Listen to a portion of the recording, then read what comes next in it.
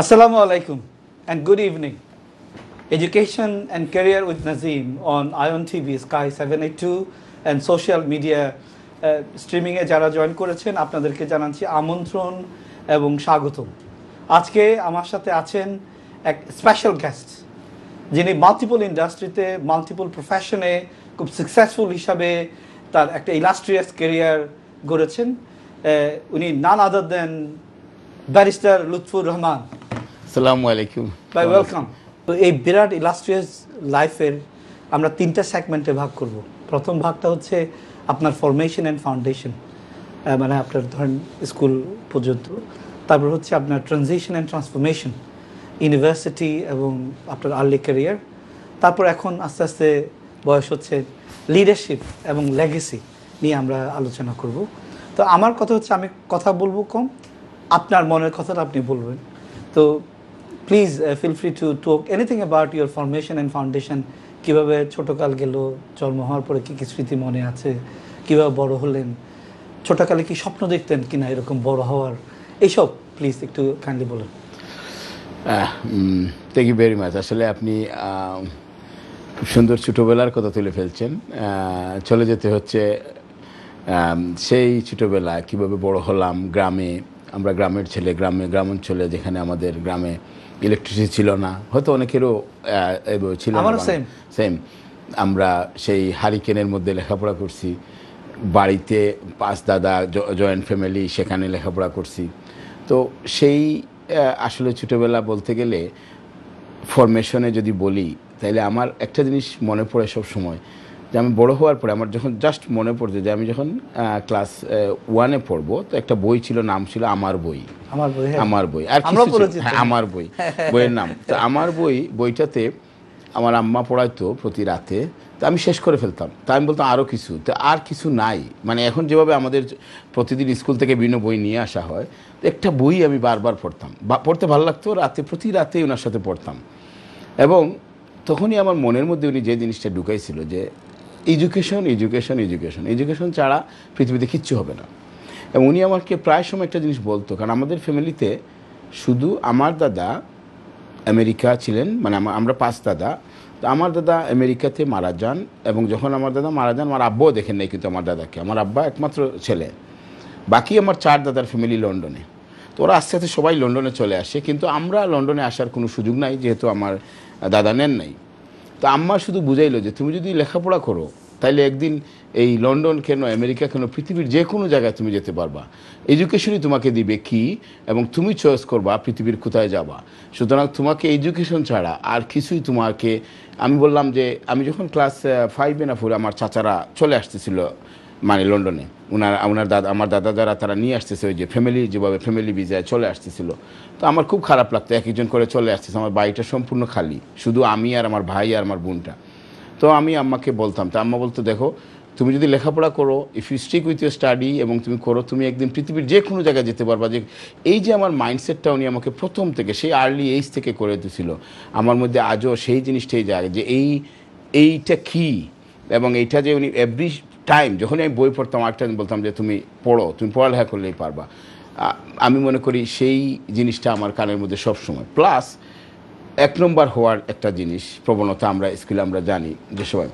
তো আমি ক্লাস 1-এ যখন 1 নম্বর হইলাম, তো আমার দাদি কিন্তু, আমার দাদা যখন মারা যায়, আমার দাদি তো আর দেখে নাই। তো দাদি সবসময় খুব আদর করতো, রোজা রাখতো। প্রতিবার পরীক্ষার সময় বলতো তুই যতক্ষণ রেজাল্ট না হয়েছে আমি কিন্তু রোজা রাখবো।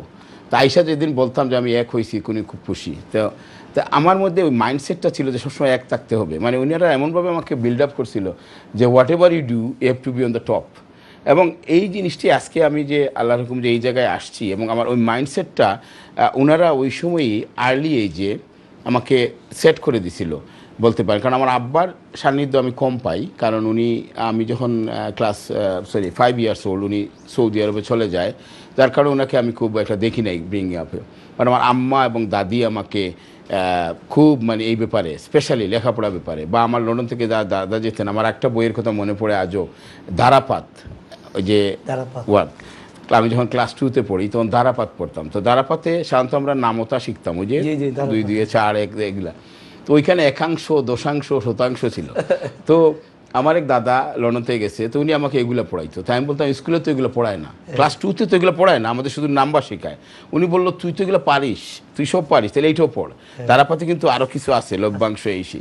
তো আমাকে পড়াইতো। তো ওই যে চ্যালেঞ্জিং জিনিসটা, এইটাও কিন্তু এখন কাজে লাগছে, যে জিনিসটা শুধু এইখানেই যে জাস্ট স্কুলে যা পড়ায় তা না, outside of the books. But সুযোগ কম পেয়েছি, কারণ আমি বলবো যে যদি মনে করেন শহরে হয়তো হয়তো প্রচুর বুক থাকতো, বাট যতটুকু পারছি তাদের মধ্যে ওই পড়ালেখার যে একটা মানে কী করা, পুশ করা, নিজেকে আমাদেরকে একটা জায়গায় দিয়ে দেওয়া, এবং এইটাই আমি মনে করি যে আমার মধ্যে আজও আছে, যে এডুকেশন করতে মাইন্ডে থাকতে হবে, আপনার মাইন্ডসেট সবসময় টপ থাকার চেষ্টা থাকতে হবে। আপনি টপ না হন, যদি টপে থাকেন হয়তো বা নিচে থাকবেন, কিন্তু আপনি একটা মাইন্ডসেট থাকতে হবে যে you want to be reach higher. আচ্ছা, তো এখন যে ব্যাপারটা আমরা দেখলাম ফাউন্ডেশন অ্যান্ড ফরমেশন স্টেজে কিছু অ্যাট্রিবিউট, একটা হচ্ছে আপনার আপব্রিঙ্গিংটা ছিল চমৎকার, সলিড। আপনার আম্মা আপনাকে নিয়ে বসতো, বইটা জানে, পড়ছেন, আপনার আম্মাও জানে, কিন্তু ডিলিজেন্ট ছিলেন, ডিসিপ্লিন ছিলেন, এবং বলছেন তুমি বারবার ট্রাই করো। এটা একটা ব্যাপার, মানে উনি মানে একই বই বারবার কমপ্লেসেন্সি আসে না হ্যাঁ জীবনে, তাই না? হ্যাঁ। আচ্ছা, তারপর আপনার দাদি রোজা রাখতো, কেন রোজা রাখতো? কারণ উনি বলতো যে not everything is in our hand, এখানে ডিভাইন একটা গিফট অ্যান্ড কানেকশন আছে, ওটারও একটা গুরুত্ব আছে, তাই না? তারপর আপনার দাদা চলে গেলে আমেরিকা গেছে। এখন আমরা বাবা দাদাকে কাছে পাওয়ার জন্য কি আগ্রহ, কিন্তু ফ্যামিলির উন্নয়নের জন্য জীবনটা স্যাক্রিফাইস করে খুব চলে গেছে। তা ওখান থেকে শিখলেন যে জীবনের পারপাস শুধু ফ্যামিলি না, বৃহৎ কিছু স্যাক্রিফাইসের ব্যাপার আছে। এই চমৎকার কিছু জিনিস শিখলাম। আপনার স্কুল এবং কলেজ লেভেল সম্পর্কে একটু কাইন্ডলি বলুন। আচ্ছা, তো স্কুল লাইফে এই যে বললাম যে স্কুল লাইফে যখন আমি পড়তেছিলাম একটা টেন্ডেন্সি অবশ্যই ভালো হওয়ার। আমার ক্লাস 4-এ আমার এখনও মনে আছে, আমাদের সিলেটে লন্ডনে আসার একটা টেন্ডেন্সি ছিল। তো আমার একটা ফ্যামিলি একজন আমাকে বলছে যে ছোটোবেলায় সবাই যেহেতু অন্যরা লন্ডনে চলে আসে, আপনাকেও সেখানে মানে কোনোভাবে লন্ডনে যাওয়া যায় কি না, কারো অ্যাডপ্টেড হয়ে বা কোনোভাবে ফ্যামিলির সাথে। তো সেক্ষেত্রে আমার টিচারের কথা খুব মনে পড়ে। সেই টিচার এখন নাই, আল্লাহ না বেহেশত নসিব করুক। উনি আমার আম্মাকে ওই দিন বলছে, এখন আমার সেই কথাটা মনে আছে, যে এই ছেলেটাকে কোনোদিন লন্ডন পাঠায় না, এই ছেলেটা ভালো করবে, এই ছেলেটা লেখাপড়াতে ভালো, ওকে লেখাপড়া করাও, একদিন সে ভালো করবে। আমার আজও সেই জিনিসটা মনে আছে।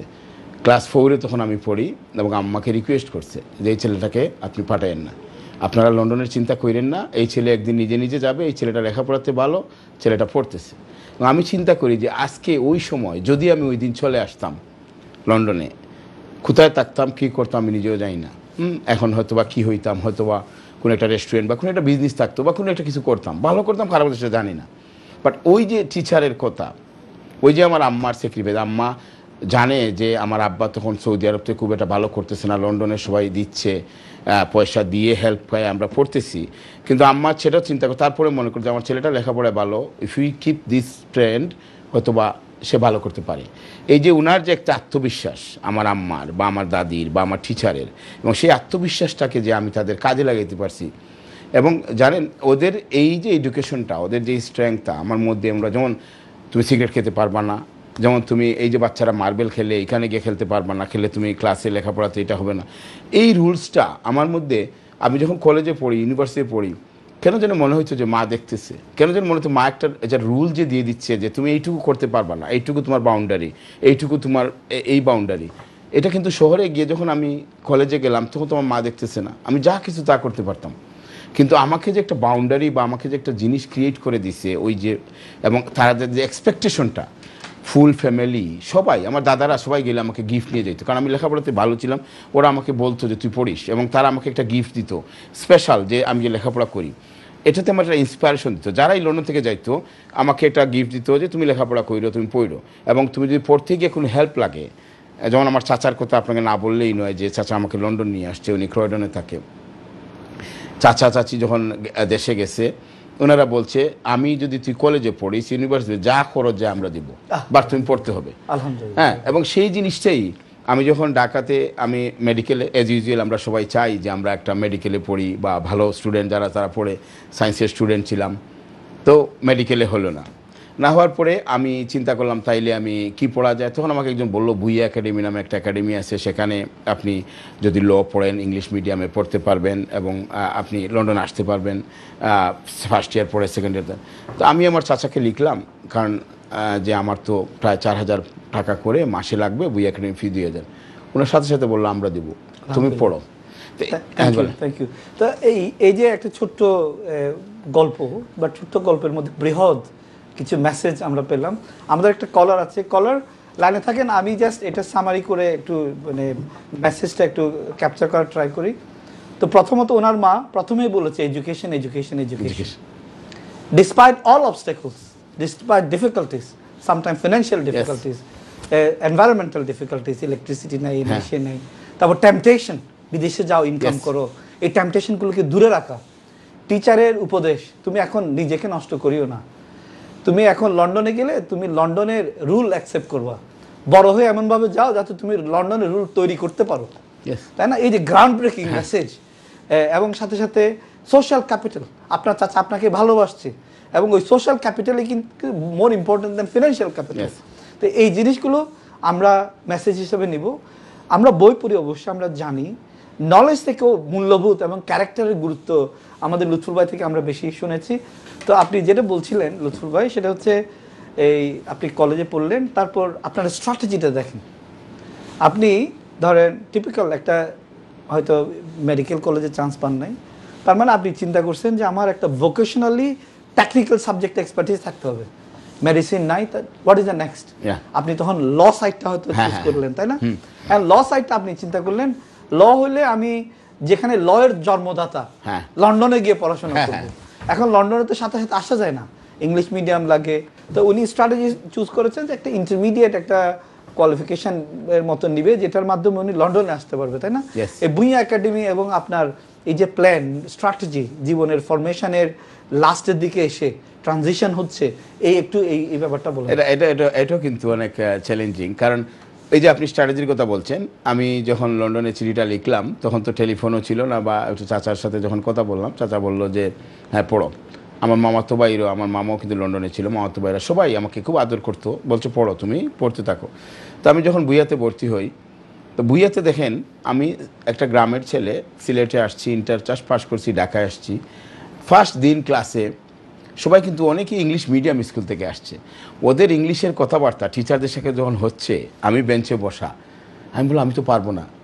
কিন্তু আবার একটা সেম টাইমে ডিটারমাইন্ড ছিলাম যে আমি মেডিকেলে পারি নাই, বাট আমি ছাত্র হিসেবে খারাপ না, বাট এখন ঢাকা আসছি চ্যালেঞ্জে। বাট যারা আমার পেয়ার, যারা স্টুডেন্ট, সবাই হয়তো বা কেউ আসছে, একজন আসছে ইন্ডিয়া থেকে পড়ে শেষ করে এখন আসছে, কেউ আসছে প্রায় এ লেভেল শেষ করে তারা পড়তেছে এই তা ফার্স্ট ইয়ারে। আর কিন্তু আমি থেমে থাকিনি, আমি বলছি না, এবং আমি গিয়ে খুব মানে আর ডাবল এফোর্ট দিচ্ছি যে না, আমি যেহেতু মেডিকেলে পাইনি, বাট আমি এটাকে সাকসেস করব। এবং ড্রিম ছিল আমার যে এই যে বললেন আপনি যে আমি যদি এইটা ফার্স্ট ইয়ার পাস করতে পারি, দেন আমি লন্ডনে যেতে পারবো, সেকেন্ড ইয়ার থার্ড ইয়ার করবো, বার করবো, বাট আমি এটা করব। এই ডিটারমিনেশনটা আমার এত স্ট্রং ছিল। তখন কিন্তু অনেকেই ভুইয়া একাডেমিতে, আমরা যখন ক্লাসে ছিলাম, আমরা হয়তো বা 70-80 জন ছিলাম প্রথম ব্যাচে, কিন্তু কমতে কমতে কমতে লাস্টে হয়তো পরীক্ষার সময় আমরা 20 জন বা 30 জন দিছি। এই যে যদিও কমছে, বাট আমার যদি তখন আমি ভাবতাম যে আমি পারবো না, আমি হঠাৎ করে গ্রাম থেকে আসছি, ওরা ইংলিশ মিডিয়ামের স্টুডেন্ট, আমি বাংলা মিডিয়ামের স্টুডেন্ট, আমি যার শহরে আসছি, ইন্টারমিডিয়েট পাস করছি, আমি এটুকু কী করব, তাইলে হয়তো বা আমি আজকে এই জায়গায় আসতে পারতাম না। কিন্তু ওই সময় একটা স্ট্রং ডিটারমিনেশন কাজ করছে যে আমার এখন আর কোনো there is no other way, যেহেতু আমি মেডিকেলের চান্স পাইনি, আই হ্যাভ টু এইখানেই আমি করতে হবে। এবং ওই সময় আমি ইংলিশ যে শেখাটা, আমি তখন আমার মনে আছে আমি বাড়িতে গেছি, আমার আরও কিছু সিনিয়র বাইরা ছিল, ওরা বলছে এটা একটা ফ্যান্সি, এমনও হয়তো অনেকে বলছে এটা একটা ফ্যান্সি একটা জিনিস করতেছে, চাচা মামা পয়সা দিচ্ছে, সে ঢাকায় গিয়ে পড়তেছে, এটা হবে না ইংলিশ মিডিয়ামের পড়াটা। বাট আমাকে এটা আরও এনকারেজ করছে, না আই টু বি সাকসেসফুল। কারণ যারা আমার ক্লাসমেট বা যারা আরও ছিল, তারা হয়তো ভাবতেছে হয়তো বা সাকসেস হবে না, এইটাকে আমাকে আরও স্ট্রং একটা ক্যারেক্টার নিয়ে আসছে যে আমি পাস করতেই হবে। এবং আলহামদুলিল্লাহ আমি ফার্স্ট ইয়ারেই লন্ডন ইউনিভার্সিটির কোর্স হিসাবে ফার্স্ট ইয়ারে ব্রিটিশ কাউন্সিলে পাস করি। ফ্যান্টাস্টিক। তো এখান থেকে এই চমৎকার কিছু মেসেজ আমরা পাচ্ছি। প্রথমত হচ্ছে ভুইয়া একাডেমি, আপনি যখন পড়াশোনা শুরু করছেন তখন ফেমাস ছিল না, না, বেশিরভাগ মানুষ জানতো না যে এই ভুইয়া একাডেমির মাধ্যমে বিদেশে আসা যায়। তো তাদের একটা মাইন্ডসেট হচ্ছে ওল্ড মাইন্ডসেট, মানে ইউনিভার্সিটিতে পড়তে হবে তাহলে তুমি সাকসেস হবে, তাহলে আপনি ওই মাইন্ডসেটটাকে উল্টাই দিয়েছেন। তার মানে আপনি ইনোভেটিভ অ্যান্ড ডিটারমিন ছিলেন, যেখানে যাবেন ক্রিয়েটিভলি নতুন কিছু উদ্যোগ নিয়ে নতুন কিছু গ্রাউন্ড ব্রেকিং করবেন। তো আপনার একটা গ্রাউন্ড ব্রেকিং উদ্যোগ ছিল। সেকেন্ড থিং, আপনি ঢাকায় গেছেন, অনেকে হয়তো বেড়াবে, আড্ডা মারবে, পার্টি করবে, ওদের ওই ফিয়ারটা আছে।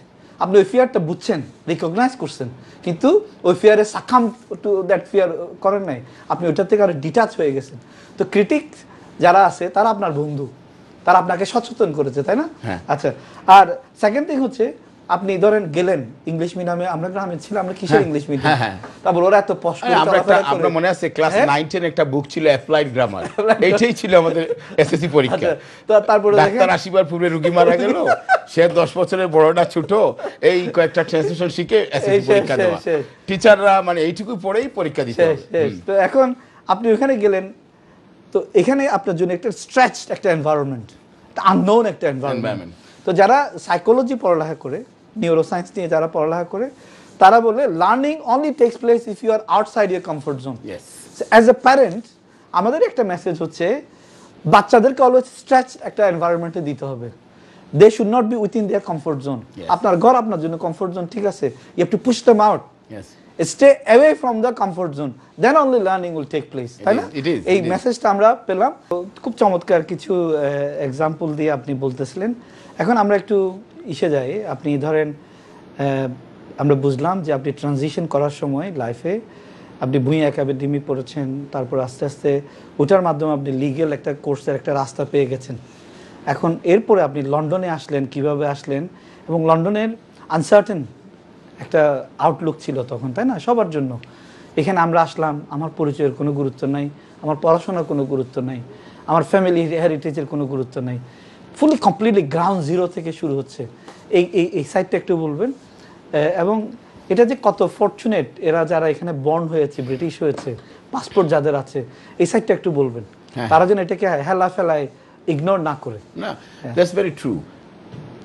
আমি এই যে আগে একটা স্টোরিতে বলছিলাম যে আমি যখন ক্লাস 4-এ পড়ি, আমি যদি চলে আসতাম, হয়তো আমার আজকে যে ইংলিশ ল্যাঙ্গুয়েজটা বা যেটা সে ডিফারেন্ট হতো, হয়তো বা অন্যদিকে হইতো। বাট দেখেন, যখন প্রথমেই বুইয়া থেকে আইসা ফার্স্ট ইয়ার পড়ে চলে এসে এখানে কলেজে ভর্তি হওয়া, এগেইন আমরা যখন আসছিলাম 1996-এ, তখন কিন্তু ফিউ স্টুডেন্ট ছিল। এখন আপনি যখন 2000 থেকে কিন্তু স্টুডেন্ট আসা ধরছে, 2002 থেকে, তারপর 2009 থেকে, তারপর 2000, এগুলো তো আমরা পরে জানি স্টোরিটা। তখন আমাদের স্টুডেন্টগুলা খুব কম ছিল, এবং আমাদের যে একটা অ্যাবসলিউটলি একটা কলার আছে, বাট এখানে স্টুডেন্ট আসা শুরু হয়েছে কিছু 2000-এ, 2003, তারপর হচ্ছে 2009-এ, 8-9-এ, তারপরে এরপর তো আবার একটু রেস্ট্রিকশন হয়ে গেল।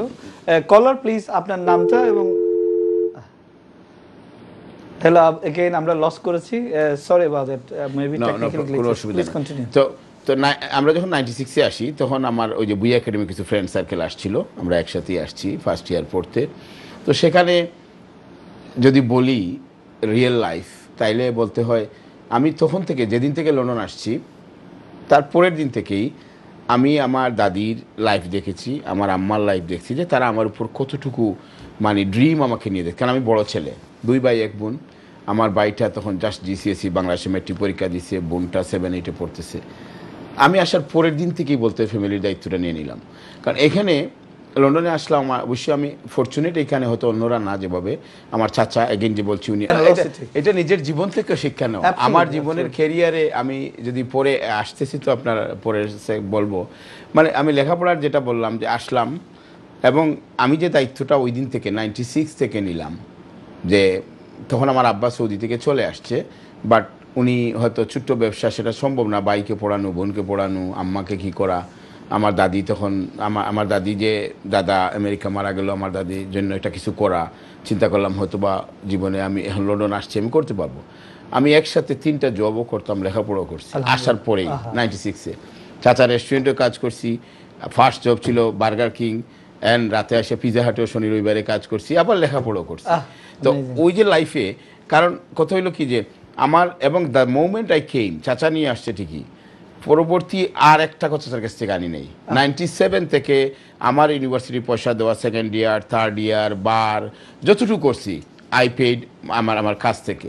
এবং আমার আম্মা বা আব্বা বা কাউকে আমি বুঝেতেই দিই নেই যে how hard I am working here, কারণ আমি মনে করছি ইটস মাই রেসপন্সিবিলিটি। তারা আমাকে এত স্বপ্ন দেখে এই জায়গায় পাঠাইছে, I have to make my self established as well as I have to give them back.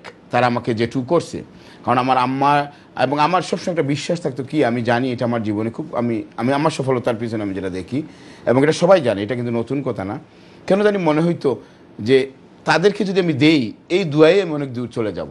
মা দাদিকে যদি আমি দিতে পারি যতটুকু পারি তাদেরকে। আপনাকে এর মধ্যে একটা এক্সাম্পল বলি, যেমন আমি 2005-এ, এটা এখন এই ফাঁকি বলতে হয়, এটা ক্যারিয়ারে আমি তখন ইনডিফিনিট পাইনি, এবং আমার তখন আমার জাস্ট বাচ্চাটা জন্ম হয়েছে।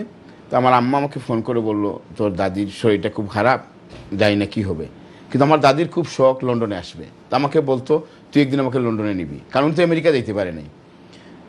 আমি তখন জাস্ট একটা সেটেলও হই নাই, আমার ইমিগ্রেশন একটা প্রবলেম, আজকে অনেক মাইগ্রেন্টের কাজ করি আমি, কিন্তু তখন আমি কোনো এক কারণে আমার সেটেলমেন্টের প্রবলেম হচ্ছিল, কেস পেন্ডিং। এই অবস্থায় আমি কিন্তু আমার দাদি আম্মা আব্বাকে স্পন্সর করছি, এবং আমার ওয়াইফ সেও বলছে যে তুমি যদি উনি বেঁচে না থাকে তুমি চেষ্টা করো, এবং ওনাদেরকে বুঝতে দিই নাই যে আমি কতটুকু স্ট্রাগলিংয়ে, আমি যেতে পারবো না, আমি ফাইন্যান্সিয়াল, আমি জব করতে পারতেছি না, আমি এটা করি নাই।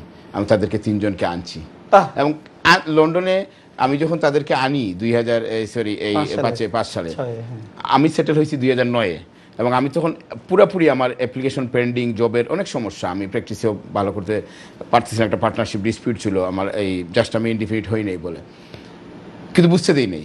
এবং আমি মনে করছি যেদিন আমার দাদি এই দেশে আসছে, আমি মনে করছি এই দিনই আমার সবচেয়ে উইনিং, কারণ যে মহিলাটা এত দোয়া করতো আমার জন্য, এত কিছু করতো, আমি নিয়ে আসতে পারছি, কত রোজা রাখতো। এবং আমি মনে করি এইসব দোয়া, আজকে আমি এইখানে যে দাঁড়িয়ে আছি, এই তাদের যে প্রেয়ার, মা বাবা দাদির এই যে প্রেয়ারটা, এগুলোই জীবনের। এবং সবাইকে আমি সবসময় বলে থাকি, আমার ভাই বোন বা আমার যাদেরই, আমার আজকে আমি যারা শুনতেছেন, আমি সবাইকে বলি এক জিনিস, যে এই জিনিসগুলো যদি দিতে পারে না, তো জীবনে দেখুন অটোমেটিক সব কিছু আসবে, অটোমেটিক। আজকে আমি যদি যে এই জায়গায় দাঁড়িয়ে, আমি কেন বলতে পারি সাহস করে যে আমি তাদের দোয়া পেয়েছি, এবং তার কারণে আমি সাকসেসফুল হতে পারছি, এবং এই জিনিসটা আমি করতে পারছি। না, ব্রিলিয়ান্ট। তো আমরা এই মেসেজগুলো থেকে কয়েকটা জিনিস আমরা শিখলাম। একটা হচ্ছে ইনভেস্টমেন্ট, আমরা তো ইনভেস্ট করি বাড়ি গাড়ি, হ্যাঁ, কাইন্ডনেস, জেনারোসিটি এবং সাপোর্টের, এটা একটা ইনভেস্টমেন্ট। ইয়েস, এটা হচ্ছে আপনার তকদিরের জন্য ইনভেস্টমেন্ট, আল্লাহর সাপোর্ট পাওয়ার জন্য ইনভেস্টমেন্ট। এই ইনভেস্টমেন্টটা খুব দরকার, তাই না? এটা ডিভাইন একটা প্রেজেন্স আপনাকে থাকে এবং আপনাকে প্রোটেক্ট করে, এবং সামহাও আপনাকে একটা ইলুমিনেট করে। এটা খুব একটা ইম্পর্টেন্ট একটা ব্যাপার। আর সেকেন্ড হচ্ছে, খুব অল্প বয়সে উনি মানে 1996 সালে এসছে, আসার পর একটু ডিফিকাল্টি থাকার পরেও হি টুক দ্য রেসপন্সিবিলিটি। তো যার শোল্ডার যত বেশি ওয়েট দিবে, তার শোল্ডার তত বড় হবে, এবং তার একটা ড্রাইভ থাকবে জীবনে সাকসেস হওয়ার জন্য। সেজন্য আমাদের ইয়াংস্টারদেরকে বলবো, take the responsibility for your family. Yes. And take as much as you can, so that your shoulder can weigh the burden. Yes. আর সেকেন্ড হচ্ছে, নিজের পায়ে নিজে দাঁড়াও, মা বাবার দিকে তাকায় থাকিও না। Yes. That's amazing. And humility, মানে উনি খুব চমৎকারভাবে স্বীকার করতেছে ওনার ডিফিকাল্টিগুলো। এটা তখনই আসে যখন তার মধ্যে কোনো নার্ভাসনেস থাকে না। নার্ভাসনেস কখন থাকে না? যখন তার মধ্যে কনফিডেন্স থাকে। কনফিডেন্স কখন থাকে? তখন ডেপথ অফ নলেজ এবং ডেপথ অফ রেসপন্স পাওয়ার থাকে। তো সেজন্য আমরা বলবো হিউমিলিটি ইজ ভেরি ইম্পর্টেন্ট। আমরা এখন যেটা শুনলাম সেটা হচ্ছে transition in life, from Bangladesh to London, from no job to a good job, from no visa to a great visa, from visa to British passport, তাই না? এই যে ডিফিকাল্টিগুলো, 1996 সালে এসছেন, 2005 সালে 9 বছর হওয়ার পরে ওনার তখন প্রবলেম হলো, 2009 সালে উনি হলো প্রায় আর 3 বছর পরে, that requires a lot of patience and endurance, তাই না? এখন আমরা যাব আপনার ক্যারিয়ারে, মানে পার্টনারশিপ ডিসপিউট ছিল, ওখান থেকে আপনি কিছু শিখলেন এবং নিজেকে ট্রান্সফর্ম করলেন ধীরে ধীরে। এখন আপনি এইখানে একটা এক্সপেরিয়েন্স বলতে, পার্টনার ডিসপিউটের একটা মজার ঘটনা, আমার ধারণা সবাই এইখান থেকে লাইফের একটা বিগ লেসন। সেটা ছিল 2005 সালে আমার আর 8 মাস পরে সেটেল হওয়ার কথা। আমি 2006-এর এই দেশে অক্টোবরে আসছি, সেপ্টেম্বরে হওয়ার কথা। তো আমি তখন স্টুডেন্ট, তার একজন আমার একটা পার্টনার, সে সেটেল ব্রিটিশ, তার সাথে মিলে আমরা ল ফার্ম করি। তো ল ফার্মটা করার পরে আমাদের বেশ ভালো ব্যবসা করি 2002-এর যে ট্রানজিশন আপনারা আজকে দেখাইলেন সেক্টর বেস স্কিমে ভালো করি ওই 3 বছরে উই মেড গুড থিংস আমরা মানুষের সাথে ভালো ব্যবহার করতে পারছি আমাদের বিজনেসটা ভালো হয়েছে তো ওনার বড় হওয়ার জন্য আমরা অ্যাওয়ার্ডও পেয়েছিলাম এবং আমরা তখন 3000 সেক্টর বেসের কিচেন পোর্টার আজকে আমি একজন জানাজা থেকে আসলাম উনি আমার ফার্স্ট 5জন ক্লায়েন্টের মধ্যে একজন এবং উনি আমাকে বলছিল যেদিন আমি সেক্টর বেসের ওনার ক্লায়েন্ট এনে দিই যে লুৎফু ভাই আপনি একদিন বড় হবেন আপনি যে কাজটা করলেন উনি আমার টাকাটা নিয়ে বসেছিল অফিসে আজকে আমি ওনার জানাজা থেকে আসলাম আপনি হিসাব করে দেখেন ওনাকে আপনি এনেছেন এবং ওনার বিদায় আপনি অ্যাটেন্ড করেছেন এটা তো একটা সৌভাগ্য আজকে আমি ওনার জানাজা থেকে আসলাম কেমব্রিজ মোস থেকে তো যাই হোক তো ওই সময় 2005-এ যখন আমরা বড় হওয়ার জন্য স্বপ্ন করে একজন ব্রিটিশ লোককে আনলাম সলিসিটার আমি নিজে সলিসিটার না আমি নিজে সেটেল না জাস্ট আমি আনঅফিসিয়াল পার্টনার আর ওরা দুজন পার্টনার তো উনি এটা সুযোগ নিয়ে উনি সম্পূর্ণ ফার্মটা নিয়ে নিল আমাদের এবং আমি ওনার ওয়ার্ক পারমিট হোল্ডার এই যে আজকে স্কিল ওয়ার্কার এত কিছু এটা সবাই জেনে থাকা উচিত আমি ওনার আন্ডারে স্কিল ওয়ার্কার ছিলাম উনি যখন ফার্মটা নিয়ে নেয় তখন আমাকে হোম অফিসকে উনি জানায় যে I am no longer is employee আমার হোম অফিস ভিসাটা কাট করে দেয় 60 দিনের যে চিঠিগুলো আসে তো উনি আমাকে তখন একটা কথা বলছিল আজকে মানব জমিনের পত্রিকার যে সম্পাদক মতিউর রহমান ভাই উনি আমার রুমে বসা আমি ওনার বাসায় গেছিলাম হ্যাঁ তো উনি তখন আমাদের লন্ডনে আসছিল উনি আমার অফিসে বসা তখন ওই লোকটা বলছিল যে ওই যে আমার পার্টনার যে আমার ব্যবসাটা নিয়ে নেয় ব্রিটিশ যারা উনি বলছিল যে আপনাকে আমি এখন ভিসা কাটবো এবং আপনি যে দেশ থেকে আসছিলেন ওইখানে চলে যাবেন তাই আমি বলছিলাম শুনেন আমি এই দেশে আসছি পড়ার জন্য এই দেশে আসছিলাম বারের জন্য I got my degree I got my things আপনি সব নিতে পারেন কিন্তু আপনি আমার এডুকেশন নিতে পারবেন না এবং আমি যা করছি 2 বছরে করছি হোয়াট আই ডিড 2002 to 2005 এইটাই নিতে পারবেন এই 3 বছরের যে ইনকাম বা 3 বছরের একটা good will you are taking it nothing else I can make myself again এবং I stood up on that day সে ভাবছিল হয়তো ওনার সাথে আমি থাকবো আর আমার যে পার্টনার তাকে সরাই ফেলবো মানে আমি যদি সেলফিশ হইতাম হয়তো বলতাম যে আমি keep quiet let's get indefinite then I struggle but আমি নীতির কাছে যে না আমি এটা করবো না যেটা আপনি দিবেন তখন রেজুলিউট ছিলাম আমার কনফিডেন্স এইটুকু ছিল যে the client I have got the knowledge I have got I can come back and which is turned out to be good সে উনি যখন চলে যায় তারপরে 3 বছর লাগছে কিন্তু ইনডিফিনিট পাইতে বাট আই বিকেম স্ট্রং এবং রেজুলিউট এবং এন্ড অফ দ্য ডে আজকে যারা মাইগ্রেন্ট অনেকের আমি জানি যে ভিসা বা অনেক ঝামেলা আছে এবং যেগুলো আমরা করি আজকে কিন্তু সবাইকে আমি বলি যে if you are resolute enough আপনি visa is nothing end of the day you will be successful if you strong এবং আপনার কমিটেড থাকেন যেখানে অ্যামেজিং আমরা লাস্ট সেগমেন্টে যাব লাস্ট সেগমেন্টে যার আপনার কিছু ইন্টারেস্টিং স্টোরি এখানেও আছে আমরা যেটা শুনলাম এবং বুঝলাম ভিশনারি ছিলেন আপনি এক্সট্রাঅর্ডিনারি সার্কামস্ট্যান্সেস ডিফিকাল্ট সার্কামস্ট্যান্সকে খুব রেজলিউটলি ডিটারমিনেডলি ফর্মিডেবল স্ট্র্যাটেজি ইউজ করে আপনি এগুলোকে ওভারকাম করেছেন এবং আপনার নীতিকে আপনি কম্প্রোমাইজ করেন নাই আরেকজনের প্রতি আপনি আনফেয়ার ছিলেন না এগুলো হচ্ছে সব ডিভাইন ভার্চু মানে আল্লাহ এই ভার্চুগুলো পছন্দ করে তো আপনি ডেভিলের সাথে চান নাই আপনি ভার্চুয়াস হিসাবে ছিলেন এবং এটা রিওয়ার্ড আল্লাহ আপনাকে দিয়েছে এখন আমরা যাব আপনার লিডারশিপ অ্যান্ড লেগেসি রিলেটেড আপনি তো অফকোর্স একটা কোম্পানি করেছেন নতুন কিছু করেছেন আমরা অনেক ফার্ম তো আছে কিন্তু সাথে সাথে এডিশনাল ডাইমেনশন যেটা করলেন work permit cloud internet based তারপরে হচ্ছে আপনি সফটওয়্যার তৈরি করলেন HR software legal compliance related করলেন এবং মার্কেটিংয়ের ট্রাম্প হিসাবে কাজ করলেন visionary and illuminary for actually legal field এখন আপনি আপনার লিডারশিপটাতে জানলাম লেগেসি সম্পর্কে একটু বলবেন আপনি কি রেখে যেতে আমার এখানে লেগেসির আগে আমি লিডারশিপের একটা কথা বলতে হবে যে আজকে এই পজিশনে আসার পিছনে মা বললাম দাদি বললাম কিন্তু এই লিডারশিপের পিছনে তো আমার ওয়াইফই তো সব কিছু এখানে খেলো বলতে হয় যে আপনি যখন আজকে ভিডিওতে দেখাইলেন ওয়াইফ তো আমরা উনিও বুই একাডেমিতে পড়ছে she also get same thing Rangpur থেকে ঢাকা এসে পড়ছে এবং তার প্যারেন্টস আমার শ্বশুর শাশুড়ি তারও খুব এডুকেশন এবং সেক্ষেত্রে উনিও লন্ডনে বার করতে আসলো এবং আমাদের যে ক্যারেক্টার আমরা যখন বিয়ের পরে আমি ওনাকে একটা কথাই বলছিলাম look I am a student still আমি কিছু না আমি কিন্তু আমার ফ্যামিলি পুষি she like my character she said okay will make it up কারণ তখন যদি ও চিন্তা করতো যে না আমি একজন রিচকে বিয়ে করব এটা করব সেটা করব দুইজনই পাশ করছি কোনো জব হবে কি না সেটা সে জানে না আমি অত ল পাস করছি সেও পাস করছে কিন্তু she decided to stay with me এবং রেজলিউটলি এবং যে 2002 ইভেন পাশে যখন আমার ইনডিফিনিটে প্রবলেম এবং সে বলছে অসুবিধা নেই, দেশে যে গিয়ে ভিসা নিয়ে আসা। 2002 সালে বিয়ে করছেন? হ্যাঁ, 2000 সালে। আমরা আবার এটা খুব মজা করে আমরা রিমেম্বারের জন্য আমরা 2000 সালে বিয়ে করছি। তো এবং এই যে লিডারশিপের যে জিনিসটা, এইখান থেকে আমার যে কনফিডেন্সটা, কারণ আপনি শুধু কনফিডেন্স একা হইলে হবে না, কারণ আপনি যখনই এই যে আমি বললাম যে আমার দাদিকে যখন নিয়ে আসি 2005-এ, imagine I got settle in 2009, আমি যদি এরপরে আনতাম, আমার দাদি মারা যায় 2010 না 11-তে, হয়তো আমি আনতে পারতাম না। তো আমি ওই সময় যে আমার ওয়াইফের সাপোর্টটা আনথিঙ্কেবল, মানে এই যে দাদা মাকে আনা নিয়ে আসা এবং এত কিছু করা, এই যে লিডারশিপের জিনিসটা, এটা কিন্তু আপনি একা করতে পারবেন না, you need a team. Absolutely. এবং এটা আমি বাংলাদেশে বিয়েতে কিছু সিঁড়ি আছে না, সিম্বায়োটিক রিলেশনশিপ, পার্টনারশিপ, দুইটা সিঁড়ি একসাথে হলে একটু শক্ত হয়ে যায়। আপনাদের নিশ্চয়ই সিঁড়িটা অনেক শক্ত ছিল না? ইনশাআল্লাহ।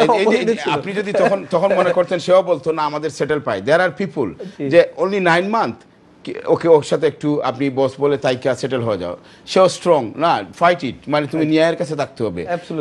যদি আমাদের সেটেল হইতে আরো 3 বছর লাগে, আমরা ফাইট ইট, এবং উই ডিড ইট, এবং ফাইট করে আমরা, এবং আমাদের আল্লাহর হুকুম আজকের এই পজিশন। তো সুতরাং এইখানেও কিন্তু একটা বিরাট জিনিস যে আপনার লিডারশিপ করতে গেলেও if you don't have a team, you can be a leader. So আমি এটার একটা ব্যাপার, যেহেতু ম্যারেজের কথা বললেন, নিশ্চয়ই ফুল ফুটেছে মানে ওই মিলেনিয়াতে 1999 বিয়েটা হলো এই জেনারেশনে, আর বাচ্চারা হলো। তো জিনেটিক্যাল লেগেসি তো একটা ইম্পর্টেন্ট, একটা হচ্ছে ইনস্টিটিউশনাল লেগেসি, একটা হচ্ছে সমাজের কাজকর্মের লেগেসি। বাচ্চার লেগেসি সম্পর্কে একটু বলেন, আপনার বাচ্চা সম্পর্কে একটু কাইন্ডলি বলুন যদি সম্ভব হয়। বাচ্চার লেগেসি অবশ্যই আলহামদুলিল্লাহ আমার বাচ্চারা ভালো করতেছে, but again it's all credit goes to mum. But আমাদের এবং আমার এইখানে আমার শ্বশুর শাশুড়ির কথা বলতে হয় যে ওনারা বা আমার আম্মা আব্বা সবসময় বলতো, তোমাদেরকে আমরা লন্ডন পাঠাইছি লেখাপড়া করার জন্য, তোমরা এত দূর পারছো, তোমরা এর চেয়ে বেশি বাচ্চাদের করবা, এই জিনিসটা। এবং আমাদের বাচ্চাদের সবসময় বলতাম, look, the way we came from a village to UK to study, you have to do more than this. Absolutely. এবং that's what they have done. আমি বলছি যে আমরা যদি লন্ডনে একটা বাংলা মিডিয়াম থেকে এসে লন্ডনে পড়ে আজকে আমরা নিজেকে এস্টাবলিশ করতে পারি, এবং বিশ্বাস করবেন না, আমাদের বাচ্চারা অনেকে তো প্রাইভেট স্কুলের যে জিনিসটা খুব এক্সপেন্সিভ, এবং আমার ছেলেকে যখন আমি প্রাইভেট স্কুলে দেই, তখন আমার ইকোনমিক অবস্থা very dire situation, but he was very good at maths and everything. আমি একটা স্কুল চুজ করলাম, তো আমি আমার ওয়াইফকে বললাম যে সে চান্স পায়, আমি ভাবছিলাম স্কলারশিপ পাবে, স্কুল বলছে না আমরা একটা স্কলারশিপ দিয়ে একটা মেয়ে পাইছে, পাবে না। তো আমার ওয়াইফ বললো, তুমি এই যে রিক্সটা নিচ্ছ, তুমি জানো তোমার একটা বাচ্চা মেয়ে হইলে ওকেও দিতে হবে। আমি লুক, ইনশাআল্লাহ আমি মেয়েকেও দিব, don't worry, I will give it, আলহামদুলিল্লাহ। এবং আমি তাকে দিছি, এই যে চ্যালেঞ্জ আই টুক, এবং পরে আমার ডটারকেও দিলাম, পরে আমার 3 নম্বর ডটারকে দিলাম। So those sort of things it gives me. এবং এখানে আমার ওয়াইফকে সব কিছু সে প্রেশার নিয়েছে, সে বলছে যে, এবং আলহামদুলিল্লাহ তারা ভালো ইউনিভার্সিটিতে স্টাডি করছে। একজন তো কেমব্রিজে শেষ করে আসলো ম্যাথস, আরেকজন ইনশাআল্লাহ পিপিই পড়তেছে, 3জন জিসিএসসি দিবে। তো এটা কমপ্লিটলি তাদের মধ্যে সেই মাইন্ডসেটটা যেটা আমাদের মার কাছ থেকে, আমার শ্বশুর শাশুড়ির কাছ থেকে আসছে, যে তোমাদেরকে এত দূর পাঠাইছি। এবং আমি একটা ছবি দিয়েছিলাম আমার ছেলের সময়, আমার শ্বশুর শাশুড়ি এবং আমার বাচ্চা, তখন আমার ছেলে 7 না 8 বছরের, ওনারা 2014-তে লন্ডনে আসছিল, ওনাদেরকে নিয়ে কেমব্রিজ ইউনিভার্সিটি গেছি, কিংস কলেজের সামনে উনি সে ছবি তুলছে। আমার ছেলেকে বলছি, একদিন তুমি এই জায়গায় পড়বা। অ্যামেজিং। এই যে ওসামা ভাইয়েরও সেম, হ্যাঁ, ওসামা ভাইয়ের মা কেমব্রিজে এসে একটা দিয়েছে, বলে যে এখানে তুমি পড়বো, উনি পড়েছে কিন্তু। এবং যে ছবিটা শ্বশুর শাশুড়ি তুলছে আমার বাচ্চা সহ, ওই কলেজেই সে পড়ছে। এবং এইগুলোই লাইফের মনে হয় যে অনেক জিনিস, যে মানুষের যে ইন্সপায়ারেশন জাগানো, আমাদের যেভাবে আমাদের মা জাগাইছে, আমরা হয়তো বা সেটুকু করতে পারছি। এবং সবারই এজ এ প্যারেন্টস হিসাবে এইটুকুই করা উচিত, কারণ আমরা শিখে আসছি, আমাদের মা বাবা, আমাদের শ্বশুর শাশুড়ি যে আমাদেরকে এই জায়গায় এত স্যাক্রিফাইস করে দিছে, আমরাও তাদের জন্য একটা ভেরি ব্রিলিয়ান্ট জেনেটিক্যাল লেগেসি আপনি রেখে যাচ্ছেন। একটা ইনস্টিটিউশনাল লেগেসি, আপনার হসপিটাল নিয়ে কিছু বলেন। ইনস্টিটিউশনাল লেগেসির কথা যদি বলেন, অবশ্যই, কারণ আমরা সবাই এই পৃথিবী থেকে চলে যাব। আমরা যদি লুক ব্যাক করি, আজকের যে স্টোরিটা আমি বললাম, লুক কোথা থেকে এসেছি, কোথায় আজকে, আলহামদুলিল্লাহ আজকে যে ফাইন্যান্সিয়াল ফ্রিডম যেটা আছে, এটা এক সময় ছিল না, এক সময় স্ট্রাগলিং করছি। এই ফ্রিডমটাকে ইউজ করে, নেটওয়ার্কটাকে ইউজ করে কি করা যায়, সেই কারণে আমার হসপিটালের জিনিসটা আসছে। এইখানেও কিন্তু আমার মা হঠাৎ করে অকাল মৃত্যু হওয়ার কারণে আমার একটা জিনিস আসছে, যে এই যে রিমোট এরিয়াতে বাংলাদেশে হসপিটাল নাই, বাট রিমোট এরিয়াতে মানুষ বাঁচতে হবে, এইখানে অনেক পয়সা থাকলেও সম্ভব না, এই আইডিয়া থেকে আসছে আমার হসপিটাল আইডিয়া। এবং এটা আমার আরেকটা জিনিস আসছে যে alhamdulillah I've got money, financial freedom, but if I combined with other people over the last 20 years, আমার প্র্যাকটিসে যে নেটওয়ার্ক ক্রিয়েট করছি, people like you, people like other people, the businessmen, my business client, 3,000, 4,000 business client, 10,000 migrant who I brought or 20,000 migrant who I brought, everybody, inshallah, I try to give them best. So আমি তাদের মাধ্যমে আমি চাচ্ছিলাম যে একটা hospital করবো NRB, এবং যেটাই লেগেসি হিসাবে থাকবে যে হোয়াট উইল হ্যাপেন, যে আমরা চলে গেলেও আমরা যে একটা সমাজ পরিবর্তনের জন্য, মানে আমার একটা স্লোগান সবসময় বলে থাকি, where there is a health required there should be remote area, where there is a need there should be. আমি গ্রামীণ ব্যাংকের যে প্রফেসর ইনিশিয়েটিভ আমি এই কথাই বলছিলাম যে আপনি যে গ্রাম থেকে একটা গ্রামীণ ব্যাংক ক্রিয়েট করছেন, I want to create a hospital from the remote area where there is nothing, and I want to replicate this if I can in all over Bangladesh. Amazing. It has to be only remote area. That's my vision. Inshallah আপনাদের support থাকলে, দর্শকদের support Where there is a need, there should be a solution. There should be a solution. Okay, তা আমরা এই summary থেকে যেটা বুঝলাম, leadership and legacy সম্পর্কে আপনি তো অফকোর্স চমৎকার কিছু কোম্পানি করেছেন, এবং কোম্পানিগুলোর মাধ্যমে এই যে 1020 মানুষ আসলো, 1020 ফ্যামিলিকে আপনি সাপোর্ট করলেন, তাদের বাচ্চারা তো আপনার স্টোরিটা জানবে, এটা হচ্ছে আপনার প্রফেশনাল লেগেসি। তো এই লেগেসির মাধ্যমে আপনি আল্লাহ আপনাকে অনেক সওয়াব দিবে অফকোর্স, এবং সাথে সাথে আপনার জেনেটিক্যাল কিছু লেগেছে, বাচ্চার মাধ্যমে 3টা বাচ্চা সবাই চমৎকার পড়াশোনা করেছে, সবাই ভালো ইউনিভার্সিটিতে গিয়েছে, হয়তো তারাও পৃথিবীকে অনেক অ্যাডভান্স করে যাবে। এটা হচ্ছে জেনেটিক্যাল লেগেসি। এবং ইনস্টিটিউশনাল লেগেসি, উনি কিন্তু বাংলাদেশের ওনার গ্রামের মানুষকে ভুলতে পারে নাই। কেন ভুলতে পারে নাই? ওখান থেকে ওনার নার্চার হয়েছে, ওখান থেকে কানেকশন তৈরি হয়েছে। এবং আমরা সবাই দোয়া করব ওনার এনআরবি হসপিটাল যেন খুব সাকসেসফুল হয়। আমি প্রমিস করতেছি সবার সামনে, I will be part of it. Thank you very much. That's my strength and belief. আপনি হয়তো প্রোগ্রামে ছিলেন যে আপনারা, কারণ আমি যখনই একটা ক্লায়েন্ট দেখি বা এই যে আপনি সময় I actually put myself in their shoe, যে এক সময় আমি এটা ছিলাম। যখনই আমি ব্লগ করি, ফ্রি অ্যাডভাইস দেওয়ার চেষ্টা করি, ক্লায়েন্টরা যখন আমার সামনে এসে বলে আপনার ব্লগটা হেল্প করে, really it make me think that at least যে জিনিসটা আমি জানি এটা যদি আমি শেয়ার করি, নলেজ শেয়ার করি সবার কাছে, এবং এটা যদি তার উপকার হয়, দ্যাটস আ গ্রেট দোয়া। এবং এটাই আমি চেষ্টা করি সবার মাধ্যমে পৌঁছে দেওয়া, সবাইকে হেল্প করা, এবং ইনশাআল্লাহ এটা হবে আপনাদের মতো লোক সাপোর্ট সবাই করলে এবং দর্শকরা যদি থাকেন। অ্যাবসলিউটলি। সো দর্শক, আপনারা আমাদের সাথে ছিলেন প্রায় ঘন্টাখানেক এই চমৎকার টাইমে। আমরা স্টোরি শুনেছি লুৎফুর ভাইয়ের অনেক অজানা কাহিনী এবং জানা কাহিনী, এবং ওগুলোকে আমরা সিনথেসাইজ করে কিছু মরাল বের করার ট্রাই করেছি। হয়তো আমাদের অনেক মিস্টেক হতে পারে, বাট আপনারা যে ছিলেন আমাদের সাথে সেজন্য অনেক অনেক ধন্যবাদ। এবং সাথে সাথে লুৎফুর ভাই যে এই 1 ঘন্টা আমাদেরকে দিল, সবাইকে দিল, আল্লাহ যেন ওনার এই 1 ঘন্টাকে আমলে সোয়াল হিসাবে গণ্য করেন। এবং আমরা সবাই দোয়া করব লুৎফুর ভাই যেন আরও উন্নতি করে, ওনার এনআরবি হসপিটাল যেন সাকসেসফুল হয়। এবং সাথে সাথে যারা খুব সাকসেসফুল বাংলাদেশি মানুষ আছে, টপ 1% ইন আর কমিউনিটি, আপনারা আমার সাথে যোগাযোগ করবেন, আমরা আপনার স্টোরিটা শুনতে চাই। Thank you very much for joining.